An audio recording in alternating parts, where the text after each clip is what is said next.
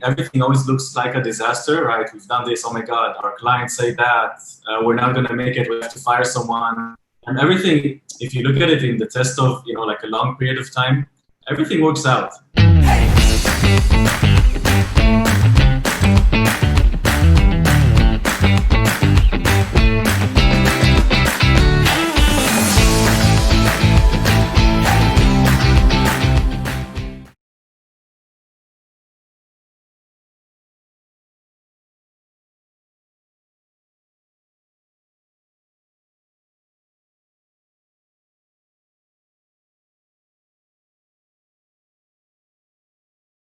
Yoav, Vilner, thank you so much for being on my show, 20 Minute Leaders. How are you? Great. Thanks for inviting me. Of course, I have to say that it's a beautiful balcony that you have over there in Tel Aviv. But I have to start with actually your fun fact, which is the fact that you play the ukulele, and you showed it to me just a second ago behind you there. We started with that fun fact. Now, I know how to play What a Wonderful World. I taught myself that. It took me about 3 years to learn it. But I have a lot of respect for the fact that you claim that you played the ukulele. But I wanna spend these 20 minutes talking about you and your journey as we get to the climax of the conversation. Your most recent company, Walnut. I'd love to go back in time and to your 20s. Sales, marketing, leadership, starting your own businesses, New York City, Tel Aviv. Walk me through your journey, because I think there's a lot of lessons to be learned about your entrepreneurial journey. Right. So I started my career by accident when I was 22. I wanted to do freelance marketing for startups, and 10 years ago, the startup nation was a little bit smaller, so there was room to do that and be the first one. So I did that, and it turned out to be the biggest company in Israel to do that. So we had 500 clients, dozens of employees and offices in Manhattan and London. Wow. So I also lived in London and Manhattan, periodically. And it was a lot of fun. And after 7 years of being the CEO, I decided I needed to do something more, something different, have more But fun. Yoav, you're skipping over all over the juicy parts. You're 22 years old. How do you get to run a company that has over 500 clients with offices in 3 continents? I don't understand that. I always try to think of a good word to say. I was a very shitty CEO to start with. I had employees that were double my age, and they had kids of their own, and I've made every mistake possible. But it just, it's what we laugh in Israel, the University of Life. You have to go through it much more than any other. And, Right. just worked out. So going back, what were some of the most monumental moments or your aha moments as you're going through this company and you're managing the company for 7 years? What were some of the most incredible milestones that you'll forever keep with you? I think the first one is quit your job, because I had a very good job when I was 21, 22, when I came back from my after army trip, which was a year long in Central America. And I had a really good job. My friends were like, how the hell did you get that job? While we're trying to figure out where we're going to study for the next 4 years. But I just quit it because I wanted to be be my own boss. So right. That was probably the smartest move I've ever made, and it changed my life. Really? Yeah. And the other thing is, don't worry about being a very bad founder and a CEO when you're in your early 20s. That's when you have to make all of the mistakes. But when you get a little bit better and older and better and older, then you're going to be amazing and have much better background than people who have done an amazing degree and they were VPs at some enterprise companies. You're probably going to beat them in being a founder. So from your experience, what are some of the most important things one can do as a young entrepreneur, first-time entrepreneur, and in owning those mistakes? And obviously we're all going to make mistakes, and I'm looking forward to making many more mistakes that I'm already making as I go through my entrepreneurial journey. But what do we need to do in order to keep that in mind and to own them and to fix them? You need to start by doing them. And then, building a startup, it's like every day it's a worse mistake than before. Every phase of the startup. So you have to do it. And if you don't do it, it's like in the gym. If it doesn't hurt, then you're not improving. So that's the only way. You need to find yourself people that you look up, and you can give them a call, give them a WhatsApp message, annoy them, and ask them for usually people that are just a bit older from you. They have like an experience running a company a little bit better than you. Surround yourself with those people, and eventually everything always looks like a disaster, right? We've done this. Oh my God, our clients say that we're not going to make it. We have to fire someone, and everything. If you look at it in the test of like a long period of time, everything works out. You just got to be a little bit less emotional. Right. Okay. So then let's continue on your journey. You're 7 years in. You have hundreds of clients. What were some of the most important insights you learned about marketing and PR through that experience? Now you're taking a topic that can be 10 hours and you're asking it at one question. That's what's so smart about this show, because I get to now skip 9 hours of studying for that one sentence that everybody's looking for. Now, of course, there's no magical answer. No, I have a lot. I would say that, I was also like an advisor in most of the different accelerators that you probably know. And I think what I usually told founders in terms of early stage marketing is that you got to try and be your own PR company. So if you're the CEO of the startup and you start building your own reputation, like you create guest articles on the big publications. At some point of time of my life, I was writing for like 10 US publications. Really? Yeah, like CNBC, Forbes, Fox News, and others. So you might not be able to do all of that, but you can definitely work on a couple of channels that will brand you as like the founder of that company. And then when you need to raise your, announcement, I've raised seed and all that, you're going to be already close to the media. So you're not right. Agencies. That's actually a really, really good tip. I'm gonna keep that in mind, and I think it's I keep following both with the writing that you did and you do, but also other people that are writing, and it always makes me an itch that I really want to get into that, because it's not just about getting your name on those publications, but it forces you to think critically about some topics and to put that thinking into words that can be meaningful for others. So I think that it's definitely something that I'm looking forward to. So you're writing these publications, you have that agency with hundreds of clients, and what's next on your journey on the way to becoming the CEO of Walnut?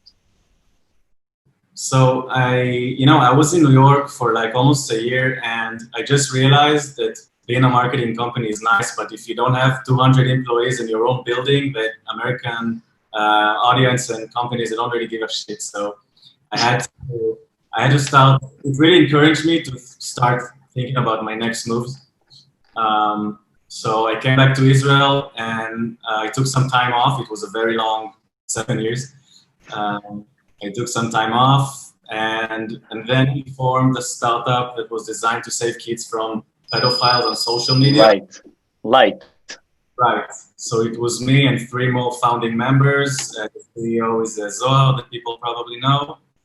And after a year of doing that, which is a great cause, and I hope they succeed, I felt that it's perfect time for, Corona started, people started switching their mindset, and I just realized, okay, now is the perfect time for me to start my own thing again. Then I'm the founder, co-founder, CEO, and that was the beginning of Walnut.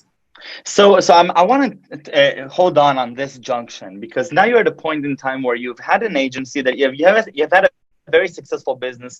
You grew with your bare hands in 3 continents with dozens of employees and offices. You've seen what that journey is like and what selling and getting to a good product is like. Then you're part of the founding team of a company that is growing very, very quickly, raised a lot of money with a very well-known and respected CEO with a great cause. And you're deciding to go back to the drawing board and to create a company from scratch, Walnut. Was it that you just had to, create something of your own like have your own baby? Was it that that you wanted to really see what it's like to be that CEO of a hyper growth startup? What was it that really attracted you? That's an amazing question. I think it was a combination of I think everyone's life has changed a little bit, like 7 months ago or 8 months ago. And for me, I felt, the change, the main thoughts that I had while we were quarantined during March were that I have to do my own thing again. I have to name it. I have to decide what the product is going to do. And it just felt right. I don't really know how to explain it, but it just felt right. First tip from before, quit your job always. So I decided that I'm going to pursue what I'm feeling, and everything kind of like all of the stars aligned ever since. It was really starting off on the right foot. I have to say that I'm drawing a parallel to a lot of the other interviews that I've had on this show. Almost every guest comes with a non-linear career path, and almost always the recurring theme is that they've had this gut feeling, like the one you're describing, that says, Michael, I can't really explain it in words. I had to do it. It's they say that entrepreneurs are crazy, and I think that's part of the insanity, right? Feeling like you have to go with your heart. The bug. It's a bug. Walnut. What's Walnut? Right. So I left my previous startup, and Danny, my co-founder, who is a brilliant technology guy, he sold like 2 startups, and then he oversaw like 70-something developers at WeWork. He kind of was looking for, WeWork is, kind of imploded. And he was looking also to start his next thing. And we started, it wasn't a matter of ideation, which is the process that I hate the most when you're starting your company. Because it's a never-ending process, right? There's no due date. You can think ideas every day, all day. We were both kind of excited about this whole thing of revolutionizing how companies present themselves to other companies. And we just started building an MVP and interviewed 60 enterprise companies and saw what they would probably pay for if we build. And everything just started off, like a serious roller coaster sense. We're talking. So what is so you mentioned very briefly the industry of showing your product to others or demoing your product. And when we had a really nice walk on Ben Gurion Street, you really explained to me that the pain point behind a team's ability to present their product to another team live. So talk to me a little bit about this space and why is Walnut so relevant in 2020? Right. So 2020 is the year where everything's done remote. So, and during the regular times, let's say, of the previous years before Corona, companies always have like a lot of friction between the sales team and the back end. So the sales team has to ask the design to design something, not to touch the back end so it doesn't break, add a feature. Right. And it's like a cross-vertical problem. Every company has that problem. It doesn't matter who you are. It doesn't matter what's your size. So we started building like an editor, like you would edit a website on Wix, and it's on our cloud. So you edit a sales demo, and it's unbreakable because it's on a CDN. And we just started building it. We showed it to a lot of companies. Everyone wanted to hire us. And then we raised seed. It took us like a month end to end from some of the investors that I consider to be the best around. And now we're growing the team, onboarding clients. And that's amazing. So give me a little bit more insight into this product and the actual experience. So you mentioned that one of the interesting solutions that you've discovered here is that you can actually disintegrate the sales team from the product and backend team, such that the sales team can write their own demos without having to interface with the backend team and without blocking each other. Is this like just like a demo where you record it and then you show it, or is it a live demo where you can play around with it? Because obviously you want to play around with the demo live in front of clients. Right. So it's not a video, and it's not a screenshot, and it's not a mock-up, and it's an actual dashboard. It's a product that the salespeople had to dive in like 2 minutes before the call and customize. If you personalize everything, The only reason that Netflix beat all the big, movie producers and Hollywood directors is that because it gives us a lot of customization, and we build our, and it's all very reachable. So that's a big difference when you're showing a product. It has to be customized to the client you're showing it to. And we just gave them that tool, and we realized that there's too much of a demand that we can handle because we launched and we got like almost 1,000 companies to reach out in like a month.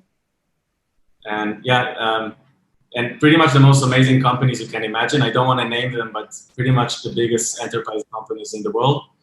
Right. Sometimes it was two different teams from the same company reaching out, not knowing the others have reached out. So we've proven that there's a problem. And all of this, and how long since the inception? 7 months, maybe. 7 months. That's unbelievable. So walk me through the first 7 months of, a fast growing startup. You're the CEO. What's bothering you? Like what makes you tick before you go to sleep? My phone.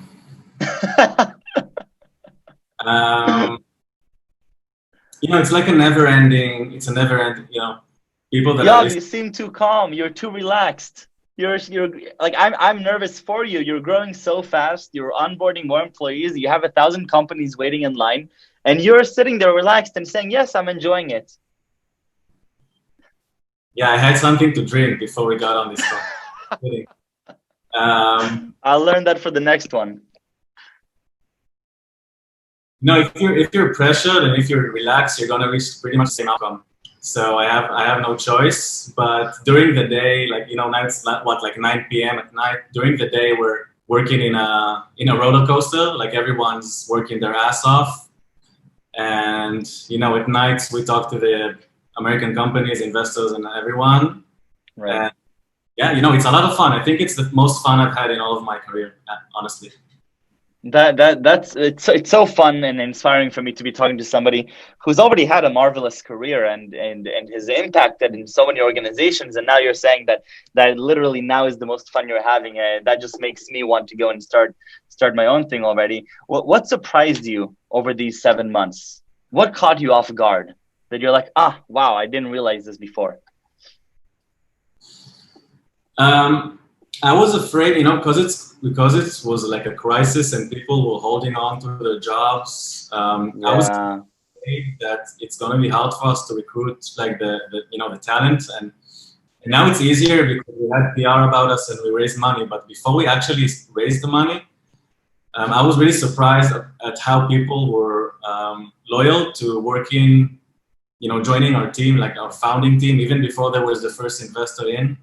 Even the first client was in, and we're very grateful to them. It's some of the best people I know. They have like 10, 15 years on the road in the industry, and I'm really proud of the team that we've built.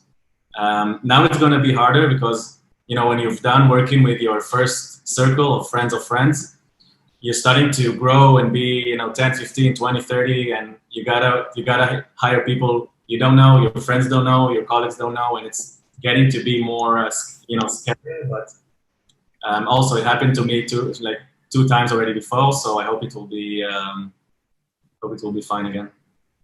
Right, and usually at this point of the conversation, I ask, what is some advice you would give to a young entrepreneur like myself, as I am gearing up towards starting my own? But what I'm taking away from this conversation is both, quit your job, especially if it means following your heart, and if you're doing something, because sometimes, not always, but sometimes the end result is you're able to say that you're having the most fun you ever had in your life or in your career. And this is, and obviously, anybody who's looking at the stats of what you've been doing the past 7 months can see what an incredible journey this has been for you, especially during a crisis that basically, immobilized most of the startups in the world. So I think that's pretty exciting. Yoav, before we go though, I have to ask for 3 words that you would use to describe yourself, or 3 words that your co-founder or one of your team members would use to describe you.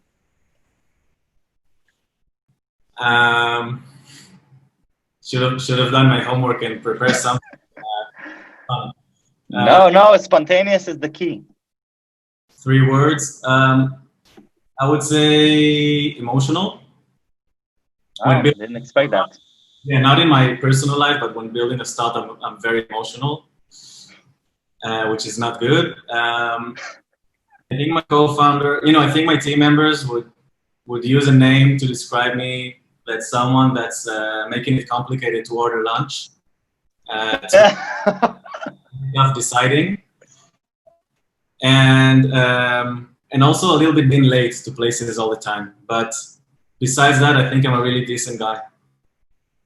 Yoav, you definitely are, and I very much appreciate our friendship, and I learn a lot from you. So thank you for both giving the time to do this show and for teaching me throughout the journey. And it's been a lot of fun following you, and I can't wait to follow Walnut and the things you're doing.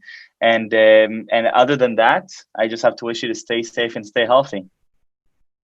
Likewise, and good luck with your book. Everyone, go and buy it. It's awesome. Thank you, Yoav. Take care. Bye bye.